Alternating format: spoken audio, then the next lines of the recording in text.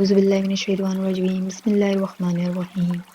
سورۃ العصر، یہ قرآن کی 103 نمبر سورت مکی سورت ہے اور اس سورت کی پہلی آیت کے لفظ والعصر کو اس کا نام قرار دیا گیا ہے۔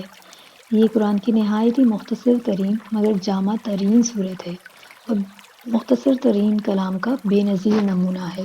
امام شافعی کا قول ہے کہ اگر لوگ اس سورے پہ غور کرنا شروع کر دیں تو یہی سورہ بس ان کی ہدایت کے لیے انتہائی کافی ہے۔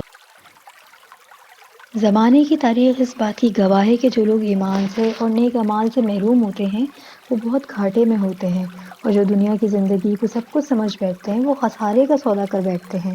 ایسی بہت سی قوموں کو عذاب الہی کا سامنا کرنا پڑا جو دنیا کی زندگی میں اپنی عروج پر تھیں، نہایت ہی طاقتور اور صاحب اقتدار تھیں۔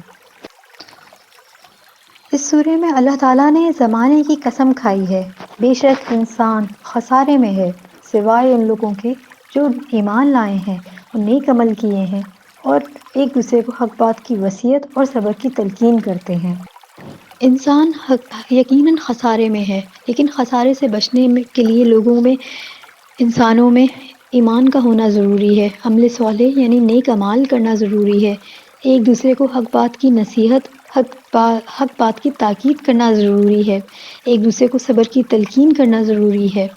معلوم پڑتا ہے کہ صرف اپنی ذات میں ہی نیک بن جانا کافی نہیں ہوتا، بلکہ اپنے ارد گرد کے لوگوں تک حق بات پہنچانا بھی بہت ضروری ہے، صبر کی تلقین کرنا بھی ضروری ہے۔ اللہ تعالیٰ سے دعا ہے کہ ہمیں ایمان، عمل صالح، ایک دوسرے کو نصیحت کرنے، حق بات کی نصیحت کرنے اور صبر کرنے کی توفیق عطا فرمائے، کیونکہ مومن تو حقیقت میں وہی ہیں کہ جن کے سامنے جب اللہ کا ذکر کیا جائے تو ان کے دل لرز جاتے ہیں۔ سورہ بقرہ کی آیت 165۔ وآخر دعوانا ان الحمد للہ رب العالمین۔